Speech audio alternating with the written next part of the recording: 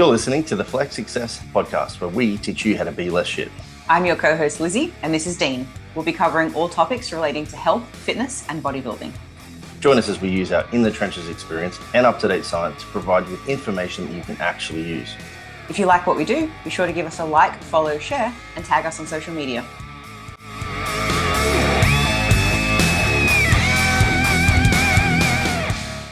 Happy New Year, everyone. We are hitting 2024 with a podcast on goal setting and goal achievement because, hey, it's January and everybody, maybe not everybody, but most people are setting some goals. And we thought we could help guide you along your way to help improve chances of success. But before we get there, Dean, how are you? I am well. Good. I thought you would have taken the opportunity to have wished everybody a happy new year in Spanish, considering we're so fluent now. But Ooh, let do you me know how to say that? have a go at this. I'm thinking about this. It would be Feliz Nueves Años. Not Feliz Nueves Ano, which would be Happy New Anus. I mean, if you're getting a new one of those, maybe you got it for Christmas. I don't know. Maybe. It does feel a bit weird, though, wishing everyone a Happy New Year, because we are recording this the day after Christmas, so a few days before the new year. So, Dean, what were you saying before we started recording? We're recording this. So we're recording this in the present for the Mm-hmm. future, of which when it is listened to, it will have been recorded in the past. Okay, that makes my head explode, but I'm here for it. It was a lot easier to say the second time. Thinking about saying that on the spot was difficult. Yeah, Oh, you did well. So Flex coach George and his fiancée Zoe are arriving 2 days before New Year's. So 2 days ago, if you're listening to this on January 1. And we have a lot of cool stuff planned. And I'm really pumped to spend time with George and Zoe because they're probably the coolest people on earth. Is that too much of a claim? Oh, I think it's a fair claim. Okay, fair claim. And for Christmas, George got a big red neon light from his brother that said Flex Coach George that he's going to put in his office in England, which I think is super cool. It's so cool that I almost want to stop traveling just so I can have an office again, so I can have one of those lights. I do miss having an office, a home office. Yeah. Hey, what do you do? Yeah. What do you do? So I know, right? Oh, poor us. We go to so many countries, we don't have a home office. Speaking of which, we are off to Argentina in 10 days. God, no, 12 days, something like that. And we're going to be in Argentina for 3 months. We love Spain and we wanted to stay here. Visa problems. So we need to get out of Europe more or less. And we've chosen Argentina because I am a solar powered person and love the sun. Argentina is sunny. It's their summer. We want to continue practicing Spanish. So anywhere in South America, except for Brazil, will do. And it's a beautiful, big, safe enough city. And unfortunately for them, but fortunate for us, they're having an economic crisis. So our dollar stretches quite far. Yep. We're basically going to be the Pablo Escobar of the eating world, because we're just going to have all the food. You know? Okay. Instead of all the cocaine, we'll just be super rich with all the food. The cocaína. I really like the Spanish pronunciation of that. But yeah, it's going to be an interesting new year, entering into a new country. Well, I've been to Buenos Aires before. This is true. You have to. I've not lived there. I backpacked South America. Your former life does not count. Anything I did with my ex is just, we'll strike it off the list. I once married a religious person. That's a former life. That's certainly a former life. That's not a joke, listeners. Dean is married to a very religious woman. What do you do? Yeah. You learn from your mistakes. I feel like we shouldn't unpack that one because there might be some religious listeners, but we'll move on. So, goal setting and goal achievement. Jesus, I was like, we're definitely not unpacking that on this podcast. What are your personal problems? Yes, goal setting. New Year's.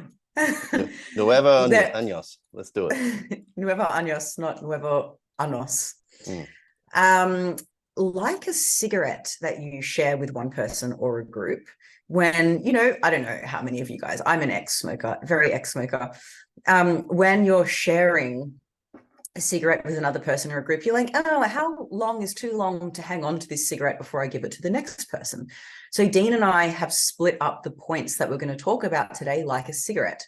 Puff, puff, pass. Okay. So I'm going to take 2 tokes on the cigarette. I'm going to give you 2 points on goal setting and goal achievement. Hand the smoke over to Dean. He's going to give you 2. He's going to pass it back to me, so on and so forth, until your ears bleed. I'm going to bump off the shit out of that cigarette. Okay. Sure. Does everyone know what bump off is? I feel like they would. Look, if they don't, okay, Google it. There's too many Anyos references already for this podcast to be talking about bum puffing. So okay, all right, moving on. So shall I light the cigarette and begin myself, Dean, or do you want to begin? Spark it up, Liz. Give me the lighter, mate. All right. My first point for goal setting and goal achievement is the common narrative is to try harder. Oh, you didn't do well with your nutrition last year? Try harder. Oh, you didn't reach your fitness goals? Try harder. You didn't make it to bed on time? Must be a lack of willpower. Try harder.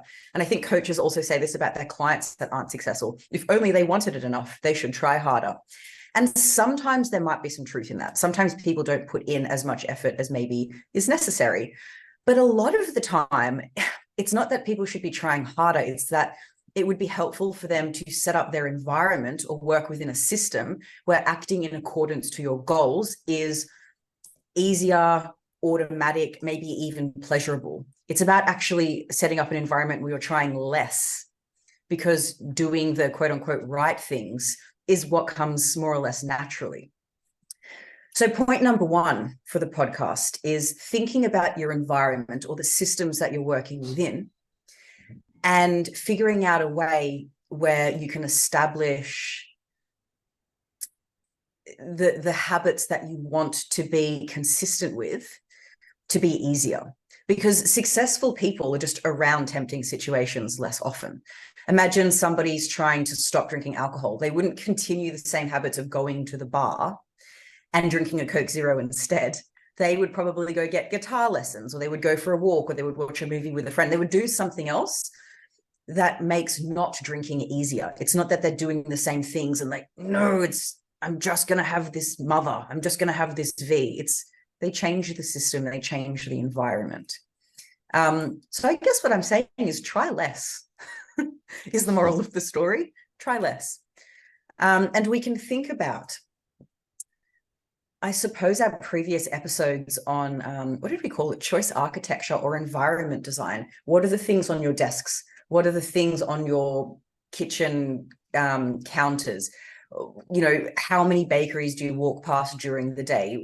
How much food porn is on your Instagram? How many cues are there for you to do things that you don't want to do? Like at the moment, we're watching Narcos on Netflix, and everyone smokes in that show. And it's been a really, really long time since I quit smoking.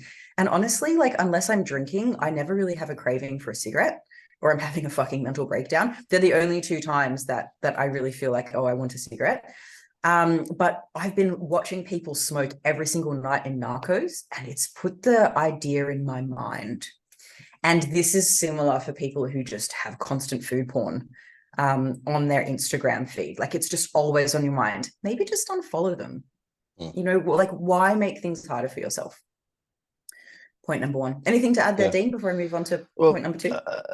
I think we've brought this up before too. There's this weird disassociation with the difficulty of managing food behaviors for people that really struggle not to eat more or to eat highly palatable foods, and it not being in a similar category. By no means not necessarily the same. Maybe for some. I mean, there's varying arguments for the intensity of how much people enjoy food and a few other things. But you just said there about like being exposed to cigarette smoking on a nightly basis for the most time that we watch one episode is driving this want and this feeling of like, oh, I want a cigarette. And we would never, and this is the point that I was saying we brought up before, we would never say to somebody who's an alcoholic, hey, just go spend every night at the bar. You know, or we'd never say someone who's trying to minimize party drugs to go and hang around with the same party drug people every night as well.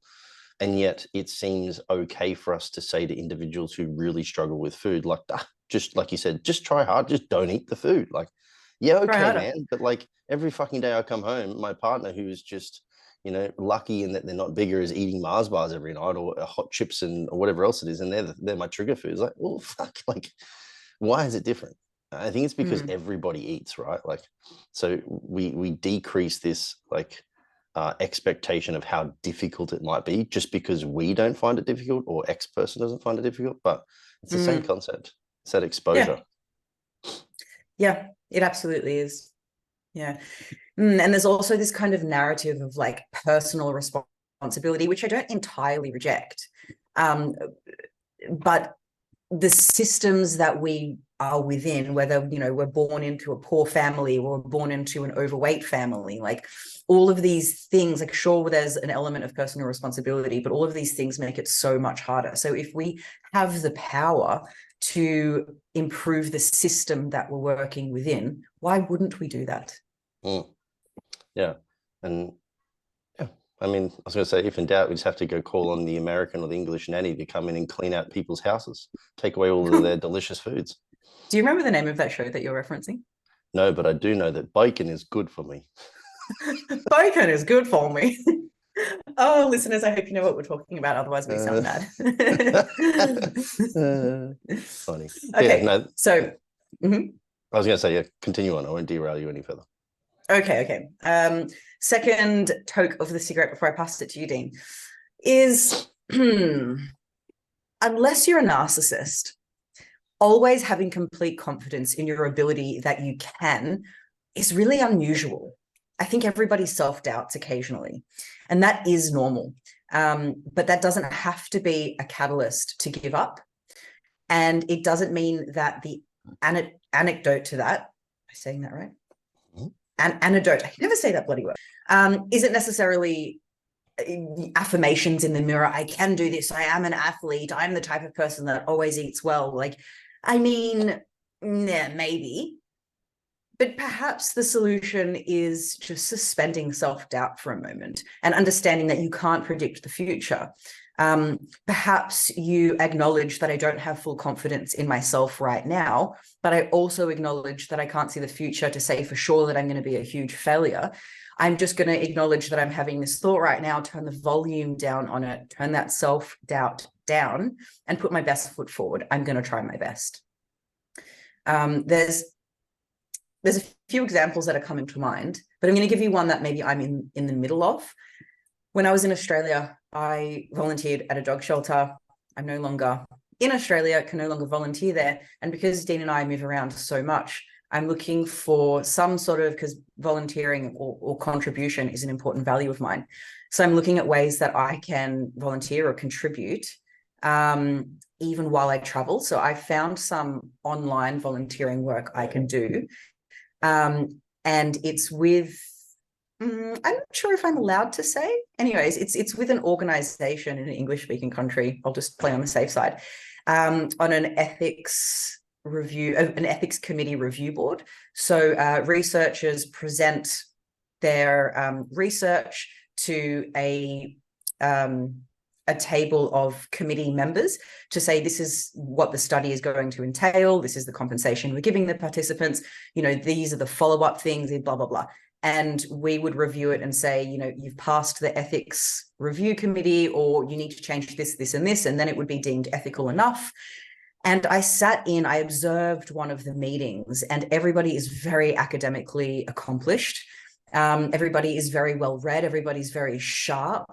And I was thinking, oh gosh, like I only have a bachelor's degree at university. Everybody's PhDs, and everybody is, you know, has had this amazing academic career and now is retired and have had time on their hands to give to this thing. Whereas like, I'm still trying to work full time and train, and like, oh, I don't know if I'm up for the task. So I've just suspended that self-doubt, and I'm going to try. I'm going through the interview process. I'm doing the courses that I need to do and able to be eligible for this volunteer position. And maybe I won't get through, but the point is that I'm just suspending self-doubt, and I'm saying that, you know what, I'm going to try. And if they think I'm good enough and they accept me, then hell, I'm going to give them my best. And if in the end I fail, so be it, but I'd rather that than always wonder what if, and let that voice creep into other aspects of my life as well. And the alternative, like you said, unless you're a narcissist, is to go in there with overwhelmingly unfair confidence and make an Yeah. absolute fool of yourself too, either in the interview Sure. process where you overpromise and underdeliver, or you Mm. just get caught out, which would be the worst possible scenario. I think the take home here is that there's a spectrum of like being falsely overconfident, but then harshly over like negative, not over negative, like over, what's the word I'm looking for? Like Being you don't want to be, self-critical? yeah, you don't want to be like falsely overconfident, but you also don't want to be so critical of yourself that you get nowhere, Mm. that it inhibits your ability to have a go. So I like Yeah. that, like benching self-doubt momentarily. It's cool. Dean, maybe you can give us an example of suspending self-doubt, because I'm sure in your athletic career as first a soccer player and then a bodybuilder, there were moments where you didn't think you were the man 100% of the time. Often was the time that I didn't think I was the man. Okay.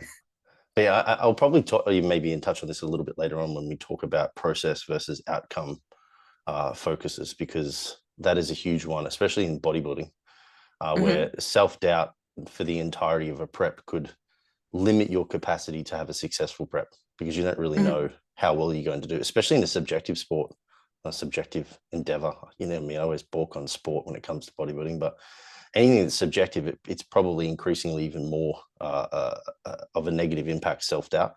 When it's objective, you can kind of like tick those boxes off and go, yeah, I'm doing it right. But I would say like that was something that was huge for people in football when I played, was the individuals that were like over arrogant and over cocky often would get caught out quite a lot, because they wouldn't necessarily like practice enough because they thought they were good enough. And then similarly, individuals who feared like not doing well a lot, also they never got better. It was the people that had the capacity to kind of go, oh, I have some self-doubts here, how do I get past this? Well, I do it by doing X, Y, and Z, and that's going to generate confidence. Then those individuals would always progress a lot better. Yeah, just thinking out aloud here, I reckon self-doubt could at times serve people well, in the sense that self-doubt could make some people quit. Self-doubt might make some people work even harder. But there may come a point, if we're talking about bodybuilding, where people burn themselves out because the self-doubt is so loud and they work so hard to try and overcome it that they overtrain and under-recover, that they undereat and undernourish, that they, end up developing some sort of eating disorder because their food is so restricted because they're trying to work even harder, instead of just ticking the boxes and going through the process and like getting the job done at the pace that it needs to be done. Yeah, I mean, in this conversation, I would say anything that is subjective in regards to like what you classify to be successful or unsuccessful probably requires you to have a really good grasp on benching self-doubt, even more so than anything that's subjective. Because as you went through all of those options, I'm like, I have a client that does that. I have a client that does that. I have a client that does that. I have a client that does that. And it's like some of the clients that have had the greatest amount of self-doubt have had some of the greatest results with me. But only because they've, like you said, somewhat benched it. They recognize it's true and they have to work through that self-doubt, because we don't want it to like, we're not trying to like just throw a blanket over it and pretend that it doesn't exist like in a dirty room, like we're not hoarding it and just pushing it to the side. They bench it, recognize it, try and process it, work through it. Some of those that have then shifted their focus to the process, which we'll talk about later on, have got exceptional results. And when you say later on, you mean right now. So I finish this drag of the cigarette. I pass it to you. Yeah, so I suppose tell us about the process.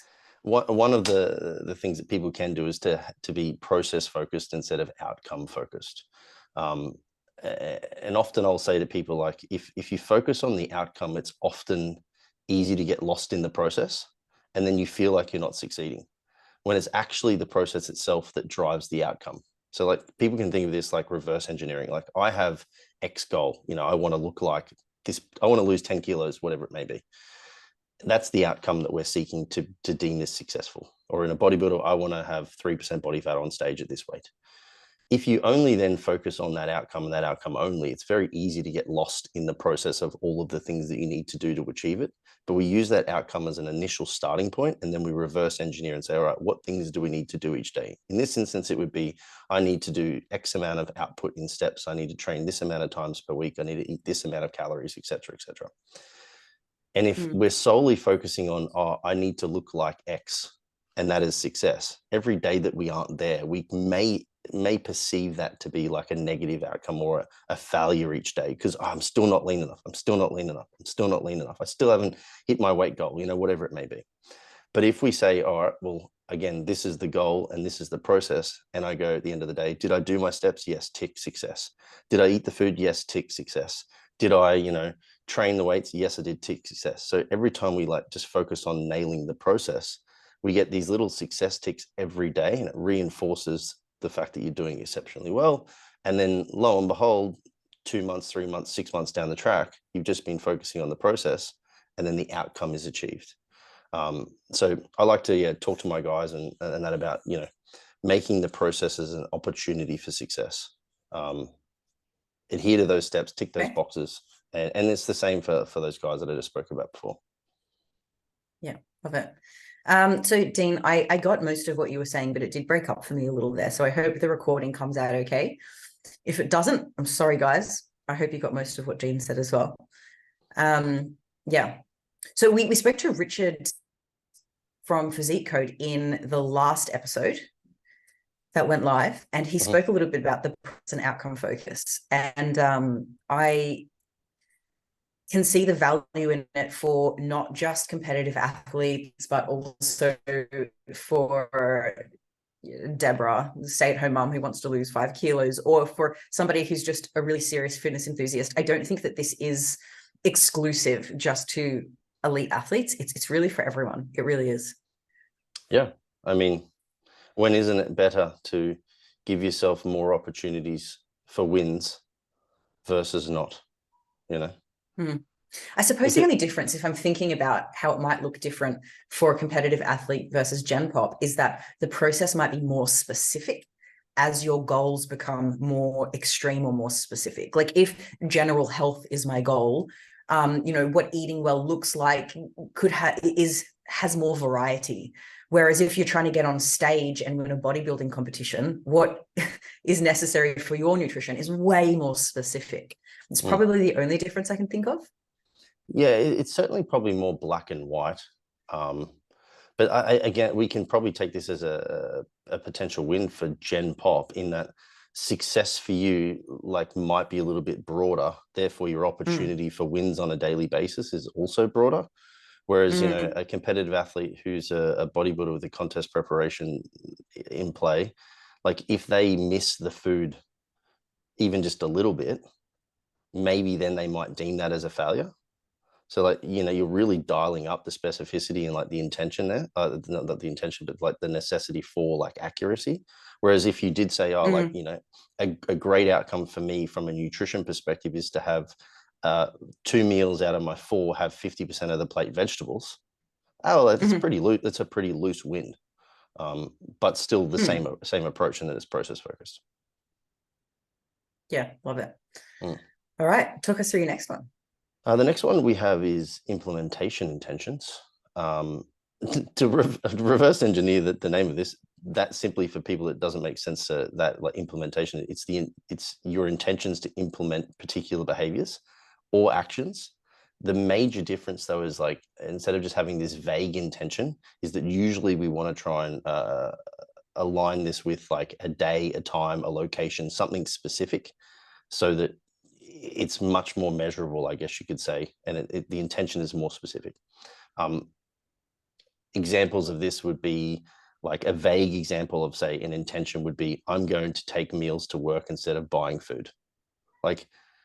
That's a healthy intention, but it doesn't really have much specificity to it. The better way to do that, or the more effective way to do that, and when I say effective, because they've seen this in the research plenty of times, people that have very specific implementation intentions generally perform far better in regards to the task they're trying to achieve. So the better version of that might be, I'm going to prepare 10 meals every Sunday when I wake up that I can take to work with me from Monday to Friday, and I'm going to eat them on my 11 a.m. and my 2 p.m. break. So very specific intentions. Another one might be, I will eat 1 piece of fruit and have a glass of water after breakfast every morning I finish the meal. Like, these are very specific things that you do. And you can think about heaps of different examples that you could do this with. Like, another one would be, I'm going to train Mondays and Thursdays. And then on Saturdays, I'm going to train with Stephen at this particular group at this particular time. So you're setting these very specific intentions, and people that do that often succeed a lot more. Yeah. You say what and where and when. Oh, I'm going to exercise more. How big? I'm going to go to the gym Monday, Wednesday, Friday before work and do my training program. Way more specific. Yeah. Because I guess, like, you can't manage what you don't measure. And it's a way to measure, like, what is clearly set out. Did I do it Monday, Wednesday, Friday at the gym with my weight training program? You know, whereas I'm going to train more, like, what's more? More than none is one. Is that success? Maybe, maybe not. Yeah. Which leaves the door open for you to, one, be lax on actually implementing your intentions. But two, you could also feel like you're not doing enough. Like, if you said, I'm going to train more, and you're like, I only trained 3 days for this week. You're like, yeah, but that was still 2 more than you used to do. But you may have thought you wanted to train for, like, more is not a very specific number. And it makes it a lot easier for you to adhere to your goals and also tick those boxes of being process focused versus outcome focused again. Yeah. Yeah. So I wonder if listeners are like, oh, yeah, that makes sense. Move on. Like, honestly, if there's something that you've tried to implement in the past and you've been vague in general about it and you haven't actually fulfilled your commitments to it, get the notes out on your phone, get a piece of paper and a pen and write down, like, what am I going to do? When am I going to do it? And what was the third one? And I don't know how, or what other details are appropriate for that? Like, where are you going to do it? When and what? And really stay true to that. Sometimes it might be difficult to do, but if we end up being specific with what we say we're going to do and we follow through, even when it's hard, we really build confidence in our ability to do the thing, and we improve our identity. I am the type of person that goes to the gym even when it's hard. Like, I am a fit person. I'm not just someone that goes to the gym. I am an athlete, or whatever it is, the identity that's helpful for you. Which actually is a good segue into my next point, which is the case. So James Clear, in his book Atomic Habits, has something called layers of behavior change, but I would like to call this layers of goal achievement, because really, when you think about what it is, I think that's what it really is. It's layers of goal achievement. And it looks like this. We have a circle or an onion or something round, a basketball perhaps, and there's 3 layers to it. In the middle, we have identity. So that's the core of who you believe you are. Then the next layer on top of that, or more superficially, we have the process. So these are the habits, the systems, the process, the things that you need to do to reach the final layer, which is the results or the outcome. And often people think, okay, once I lose the 10 kilos, or once I win the bodybuilding trophy, or once I, whatever the thing is, then I will believe that I'm the type, then I'll change my identity. I am the type of person that gets to the gym. I am the type of person that eats well. But James argues, actually, for this to work, it's the other way around. We first need to believe we are the type of person that consistently acts in accordance to their goals, that consistently goes about these habits, that consistently does things even when they're hard. So I first change my identity. Then it's easier for me to do the things that are aligned with that identity, and then I'll get the outcome that I want. Because how difficult is it for somebody who identifies as a person who eats rubbish all the time to go about improving their nutrition in some significant and consistent way? And Dean, you came up with a quote recently. I don't remember where you pulled it from. It's hard to change your future when you drag your old habits behind you, or something like that. Yeah, no, definitely didn't come up with it, but it was something, it was to that tune. It was almost that. Yeah. So just relating this back to the core of the layers of goal achievement, identity first. And it might be difficult because you might look in the mirror, like, let's say you're a power lifter and you want to get like a 300 kilo bench press. Affirmation in the mirror, I can bench 300 kilos. Like, no, you can't. Like, I'm not suggesting that people should identify as something that's wildly different to what they are, but it could be, I am the type of person that works on their strength.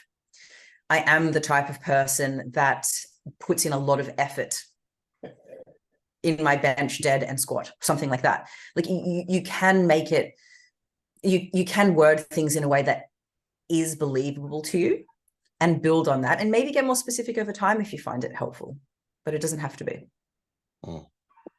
Okay. Anything to add to that before I give my second one? No, fire. I think that's good. All right. So this is my last one, guys. Then Dean's going to give you two more, and then we're going to make a dick joke. Do you have one ready, Dean? Because I don't. And we're going to wrap it up. So my next and final point is, when we're setting goals, we can either set a goal to avoid something, or we can set a goal to approach something. So this is called avoidance or approach goals. An example might be, I'm going to eat takeaway food less often. Okay, that would be an avoidance goal, something you're trying to avoid. And the focus there is on the takeaway food. I'm going to stop skipping the gym so much, and the focus there is on skipping the gym. An approach goal, which is shown to be lead to more success, is I'm going to enjoy home-cooked meals more. I'm going to commit and stick to my training program for the 3 days a week that I've set it. So that's something you're approaching. And so the focus there is on the home-cooked meals. It's on completing the fitness program. And really, there's nothing more to it than that. Unfortunately, I think when things are simple, or at least seem simple, people go, yeah, cool, and move on. But really, simple things can sometimes be the most effective thing. Like, how simple is a seatbelt, and how many lives has it saved? So simple sometimes is the best. And I do believe that it's very important when we're setting goals to set things in a way that we're focusing on the thing you want to do, not on the thing you want to avoid. Yeah. Everybody needs a little bit more positivity in their life, just as long as it's not false again. Positivity. That's the way I see these goals, approach goals. I see them as like as a positive intention, as opposed to trying to avoid a negative outcome or something like that. Like, right. Okay. That's the way I see them, as like almost like the reframing concept of we've spoken about in the past too. It's like, you don't have to see the negative. Like to draw a parallel, a client might, for example, for me, just to lean on my guys, one might want to have larger biceps. Now, like, this isn't exactly the same, but you could say, I would like larger biceps, or what I mean, or you could say, I've got shit small biceps. Like, I want my biceps to be less shit. Yeah, so often is the time I find it's far better for the individual too to try and reframe that around, like, I'm seeking this positive outcome, as opposed to trying to get away from this current negative thing that I have, or perceivably negative. Okay. So even though I fully understand the importance of setting an approach goal versus an avoidance goal, here is an example of when I didn't do that and how it did negatively impact me, just to highlight your point. Remember when we were living in Istanbul? We were going from that house that we lived on in the Red Sea, and our Airbnb host sister, Felice, drove us to Istanbul. Yes. I think it was in that car ride. She was asking me, like, why fitness is so important to me and blah, blah, blah. I was like, because I have dementia in the family and I never want to be in that state. I've seen 2 grandparents before they pass away riddled with dementia, and it's horrible for them and it's horrible for the people around them. And when I see old people who can't even wipe their own ass, they can't even feed themselves, they lose their independence. And independence is so important to me. Like, they can't go out and like do random adventures, and being adventurous is a strongly held value of mine as well. And so, like, I so badly don't want to be in that position. And that's one of the reasons that I eat well and I continue to exercise. And she said to me, like, I forget exactly how she worded it, but it was very diplomatic. She was like, so you're doing these things to avoid being old and decrepit. What about thinking about the things you gain from exercise? These are things that I would say to a client, but for whatever reason, I didn't do it myself. And so since then, when were we living in Istanbul? Like a year and a half ago? Yeah. Something like that. I just feel a little bit chirpier every time I pick up broccoli instead of chocolate, and I go to the gym instead of continue laying on the couch when I'm tired. I'm like, how amazing. The gifts that I get from this is that I can maintain mobility and, my cognitive capacities in my old age. Yay. I'm not like, I'm doing this thing so I don't feel old and decrepit. So even though I didn't initially really understand what you meant about positivity, maybe my point here highlights, I get what you mean. Yeah, you're doing something because you want to do it, not because you feel like you have to do it almost. Oh yeah, that I'm running away from something. Instead, I'm running towards something positive. Mm. I mean, the segue ability of this podcast is just too good, because the next one that I was going to bring up was internal versus external motivation. All right, hit And me. we've somewhat covered off a couple of the examples. Okay. So a lot of people, I think, seek external motivators to kick off the process of something they want to change. You know, to win a competition would be an external motivator, to look a particular way for an event, the event being the motivator, or to impress someone else. Like, I'm doing this because I want to achieve that, you know, or I've got this date. There's this external motivation. And the research tells us that they are actually pretty good at kicking the process off, but they're very, very, very poor at making sustainable change. And I think it's probably fair, except for my clients in the contest prep realm, that a large quantity of our, our listeners and other individuals have these goals that they want to achieve, look a particular way, feel a particular way, you know, whatever it may be, but they want that to be sustainable. There's very few people, I think, that want to get this goal and then just go back to what they were doing before, because otherwise, like, why would you have this particular goal? So research consistently shows that, like, external motivators or extrinsic motivators are very good at kicking the process off, but they're not very good at making sustainable change that you can repeatedly do. So with that in mind, you then need to try and seek something that is more internally motivated. An internal motivator will be something that's typically, or not typically, it's often like aligned with like a set of values. And they exist more so in like trying to find enjoyment in the actual action as opposed to the outcome. So some of the ones that I put down for myself as examples might be like, say, having a sense of purpose. That could be an internal motivator for me. And what that would mean for me is that I work very hard so that I feel like I'm playing a pivotal role within a team. That was something that was a high internal motivator for me when I used to play soccer. Like, I wanted this sense of purpose within the team, and that drove a lot of my behaviors. Another one would be like, you know, a sense of self-achievement. So it's important for me to feel like I'm holding myself to a high standard.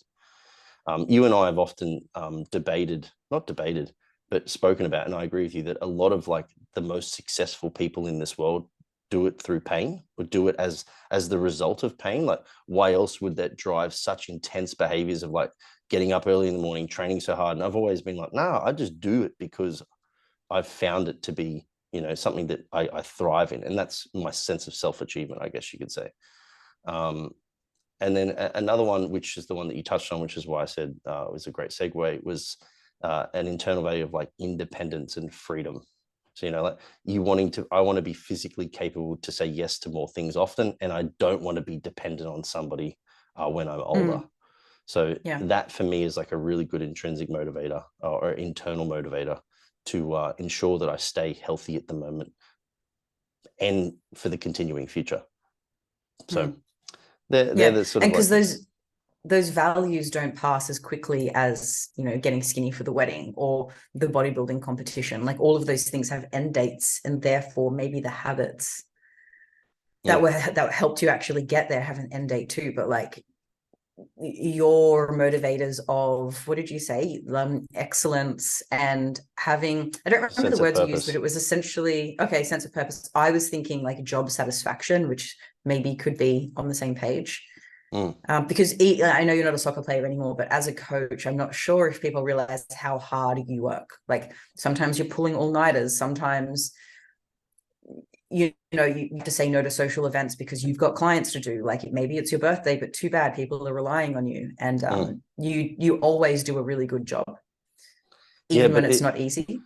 And when I like think of it like critically, it's generally not because I'm actually even seeking the validation of the client to say, hey, I work hard, or it's not to even it's definitely not that, or even outside I'm people. not suggesting that it is. That's why I don't also put like, I know. I don't put like how many fucking clients I work with or how many like medals or something that we've won. Like, all of that stuff to me is just a bit, like, it's a bit icky to me, that sort of external component of it where people are like trying to show it off. It's more that like, I do this because you want to sleep well at night. Well, yeah, I would feel worse for myself if I did not, you know? Sorry, something just happened with your microphone. Did you just dive underwater and say that sentence? No. Is it okay now? It's fine now. It's just a few Yeah. words. Yeah, Mhm. yeah, yeah. I exactly that. So I can sleep at night. I have that high internal drive for those particular things. So Yeah. point being here, for I suppose people is to find those internal motivators, right? Is to sure maybe use an external motivator to kick things off, but you need to have the internal motivators to sustain that change. And I Mm. also think often is the case that if you have a really good grasp and hold of what your internal motivators are, generally the changes you require to make the outcome that you're seeking successful are a little bit less intense as well. Like a competition prep for a bodybuilder is an extrinsic motivator. They definitely have to have some extrinsic motivator, but the things they need to do are pretty intense too. Yeah. But I mean, okay, sure, a bodybuilding competition is an intrinsic motivator, but there could be also some internal motivators that help them stay in the game for long, like excellence, like achievement. So even in their off season, they're still seeking excellence, they're still seeking achievement, they're still seeking whatever the internal motivator is. And maybe when their passion for bodybuilding dies, they still seek achievement, they still seek excellence, but it's in the next thing that they do. And who doesn't want to be awesome at whatever they do? And so, it serves you beyond fitness for sure.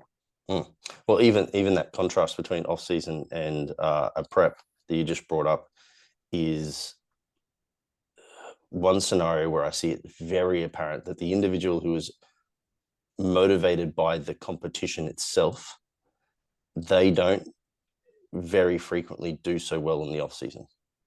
Yeah, because the that's true. competition's gone.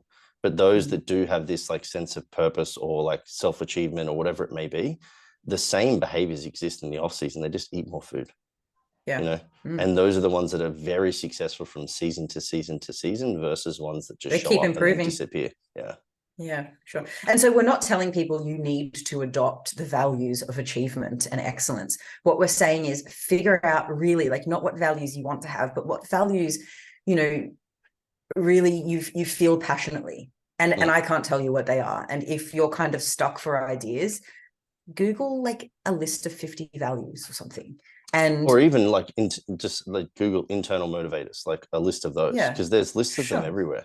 And you'll Yeah. find when you read through them, you're like, oh, that's me. And then Yeah. you can start to then obviously associate certain behaviors and actions with those, and it makes it a lot easier.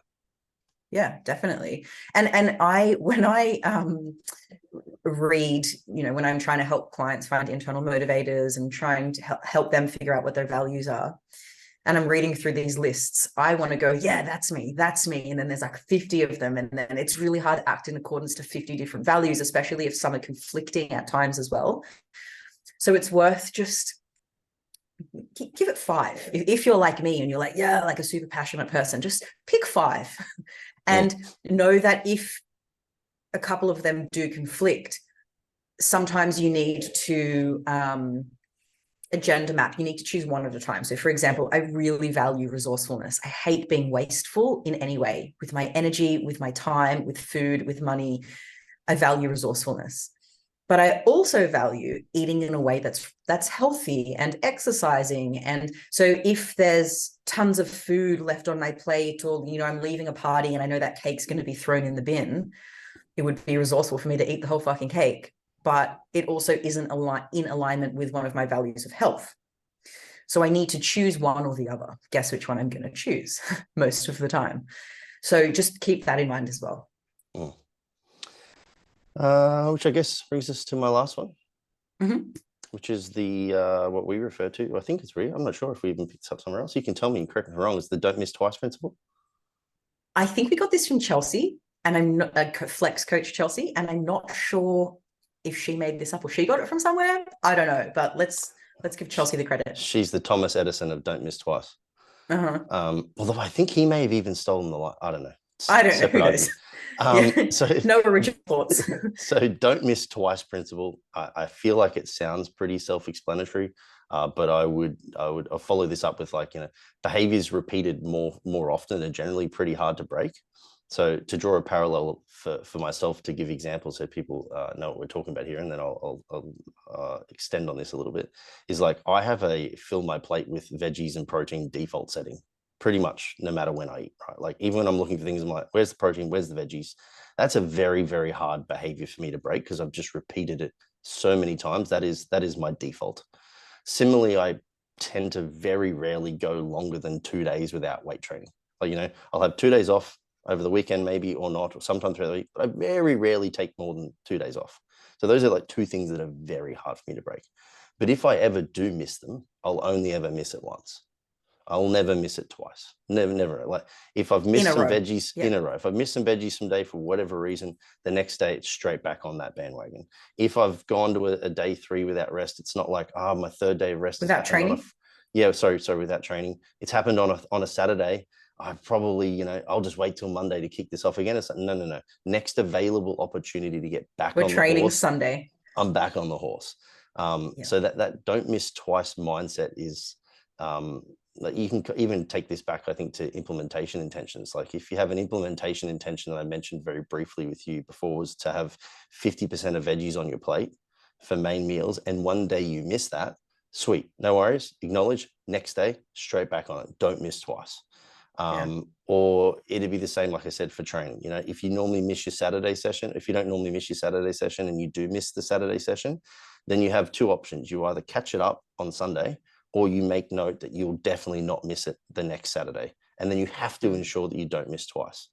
So we want to reinforce this behavior of, or this mindset of, I don't miss twice. And then that in itself is going to be then habit forming to ensure that you don't have like repeat backward steps, but rather we just see them as like these momentary pauses in progression, as opposed to then resulting the backward steps, as I mentioned. So I like the don't miss twice principle. Can I fill this in with a bit of color, giving an example from our first book, Life After Dieting, Guide to Informed Eating?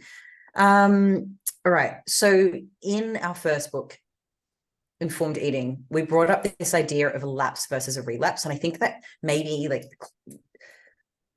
encompasses what you're trying to say in like a sentence. It's, let's say I smoked a cigarette again. That was a lapse. I had one cigarette. But if I was like, might as well be two, and then the next day I like had some more again, and then who knows, like a month later I'm smoking every day again, that's a relapse. So if you do something that's not ideal, you didn't fill 50% of your plate with vegetables for one meal, or you missed a training day or something, that's just a lapse. This doesn't have to be a new habit. This doesn't have to be a relapse. It can just be a little blip on the radar. Yeah, perfect. Lapse, not exactly, relapse. Exactly. Or exactamente. Okay. For listeners that are like, Dean's off his head, in English, most words that end in LLY, exactly or difficultly or easily, those words in Spanish are the same, but they end in mente. So exactamente, like generalmente, like literalmente. I don't know. So look, that might be true. I just made that one up, but it's probably true. What was the one I said the other day that actually happened to be correct? It was, I was going to say, we've taken a pun on a few and gotten lucky, but no, it was evidentimentally. No, like evidently, evidentamente or something. And I googled it. I was like, that's the word. That's right. That's what I was saying to you earlier too. This is both the best thing about Spanish and the worst, is that there's quite a few words that are very similar. Like evident must be evident, idiot, but it's probably pronounced differently. But then you just say, maybe it's evidentemente. And like, remember, I always used to joke with you before I knew any Spanish, and I'd be like, my face, my face. Like I would just change the pronunciation. There is a lot of Spanish words that are saying, but like sometimes chocolate, chocolate, spelt exactly the same, pronounced a little bit differently. But it's problematic because sometimes I'll be speaking to somebody and they're obviously speaking Spanish, and I'll be like, I'm not really sure how to say this. Maybe I'll just say it how it's spelled in English, but try and enunciate differently and see if that's it. Put a Spanish accent on it. And then they're just like, I've never heard that one before in my life. You're crazy. All right, let's wrap this up with a less shit tip. Do you have one, Dean? Take home point from the audience. Hey, I like how we've just said, go for approach goals, not avoidance goals. And the tagline for our podcast is how to be less shit, an avoidance goal. Yeah. But hey, it's funny. That's my be less shit tip. Don't listen to our tagline of be less shit. Be more good. Would anyone listen to a podcast? How to be more good? How to be more good. How to be good. My be less shit tip would be to be intentional. And I say that because like a lot of our sort of discussion today was around like, setting implementation and implementation intentions. It was to understand like your values maybe for your internal motivators. It was to be process focused. And I think in order for these things to play out well for you, you need to have intention across the board. So that would be like intentionally writing some things down, even being intentional about not being negative towards yourself. We've spoken about today too, like reframing or whatever it may be. Like I think if you try and just like fly by the arse of your seat, to use that terminology, you'll do okay for a period of time, but eventually you'll probably fall back into bad habits. But if you're intentional, even in just your intentions, in your trying to like change habits, and even recognizing when negative thoughts may be playing too much of a role in your life and you need to maybe make them a little bit more positive, often is the case, you'll probably do a lot better. The friends that you keep, the things that come up on your Instagram feed, the stuff that you watch on TV. Like we chose Narcos because we're trying to learn Spanish, and that show is like 60% Spanish. Like it's also entertainment. It's also how we wind down at night with an episode, but like there's an intention there. It's like helping us in some way. Yeah. Yeah. It's helping me to want to smoke again. Fuck. Yeah. So far, cool. I will say that Narcos, the original, is better than Narcos Mexico, because we're on to Mexico now, but I'm willing to be won over. Okay, we're on season 2. I would agree, because I think cocaine is just objectively more interesting than marijuana, and season 2 is about marijuana. It could be so far. It could be anyways, that like, weed's boring. And legal. Also, like when they reintroduced Pablo and Blackie and Poisson and all the dudes from the Narcos last night, I was like, yeah. Like, I got excited to see the old boys, but anyway. Yeah, the old boys, Pablo Escobar and the crew. That's fine. Yeah. Okay, so we're moving on to the something worth sharing segment, where one of us shares something worth sharing. And I'd like to share the fact that Airbnb has been good to us, but also they can suck it for a couple of things that have gone horribly wrong, and we have been inadequately compensated. And so for that reason, I sometimes really grimace at like the Airbnb fee, because I'm like, fuck you guys, like you screwed us hard a couple of times, like hard, and made no apology for it. And so what we figured out is how to beat the system. There's some places on Airbnb run by real estate companies, and they list, there's 2 bedrooms and 1 bathroom run by insert name of real estate company here. And you can go to that real estate company's website and find a property. Like we're finding them $2,000 cheaper over a 10, 12-week stay. So my something worth sharing is, if you're on Airbnb and they list the name of the host company, you can probably get it way cheaper if you just go directly to that website. Yeah. Great tip. Thank you. And was that me or you that figured that out? I don't know. I feel like I want to lay claim to it. Okay. And it's definitely worth it if you can do it, because obviously you'll save money, but it's worth it. Even this, so one of the ones that we just looked at recently, were covering, and I'm going to do this for people that aren't watching, like with bunny rabbit ears, they were covering the Airbnb service fee, it said. So there was no Airbnb service fee, which is about $1,100 for most of them across this 12-week stay. And you're like, oh, cool, that's nice of them. And then I went to their website, found the same property, and the property was another $1,000 cheaper than even what it was on Airbnb without the service, because they just pushed the service fee into the nightly cost. So you're always better to go direct for the most part. They weren't covering it. Yeah. Yeah, I do wonder though if it cuts out a little bit of security, because Airbnb comes with some sort of guarantees, like, if there's a problem between you and the host, and Airbnb might deem it fair that you get a refund, even though the host doesn't think it's fair, but Airbnb have the power to give you the refund anyways. Whereas if you go directly with the host, maybe like it's more up to them, and they're going to side with themselves over you. So, there may be some downsides, but we find if we're good guests, people are good hosts. So this is true. Yeah. All right. Sometimes would you rather rather take a punt too? Yeah. Dean. Would you? I normally think of these on the spot because I try and tie it into what we've spoken about in the podcast, and often that is, I don't know what we can talk about until it comes out of our mouths. Dean, would you rather have crippling self-doubt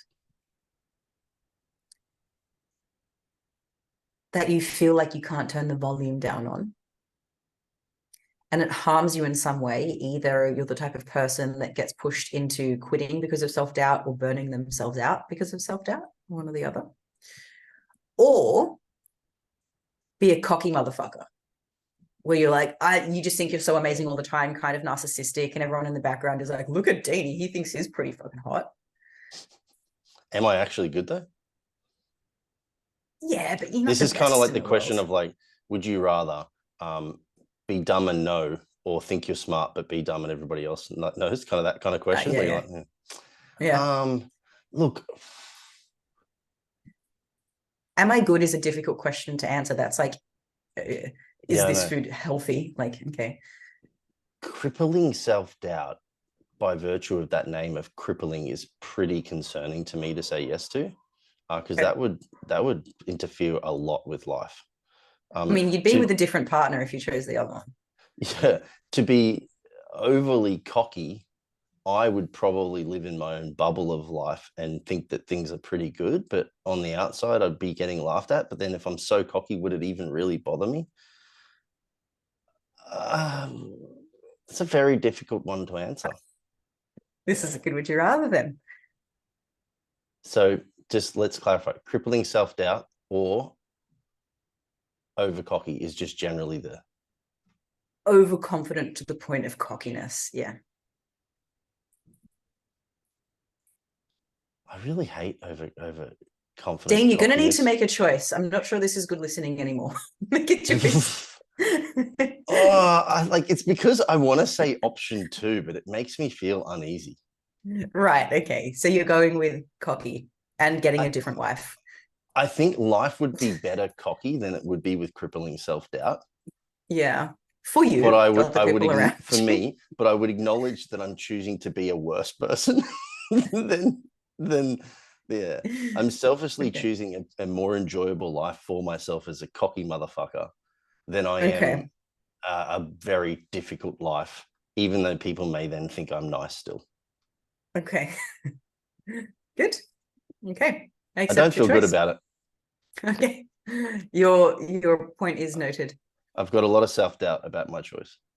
It's okay. Your self-doubt about your choice not to have self-doubt is on the record. Now, listeners, thank you very much for listening once again. Happy 2024. I hope Santa was good to you. I hope 2024 is better to you than 2023. I hope you grow from all of your mistakes this year. I hope it doesn't crush you. Because if there's one saying I hate is that if it doesn't kill you, it makes you stronger. Sometimes that is not true. Sometimes if it doesn't kill you, it makes you weaker. And it inhibits your ability to do good things. So fuck that saying. I hope you grow from your pains this year.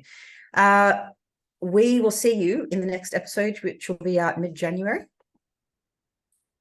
And by then, I'm sure you have made strides towards these goals because you're going to take on what we've taught you.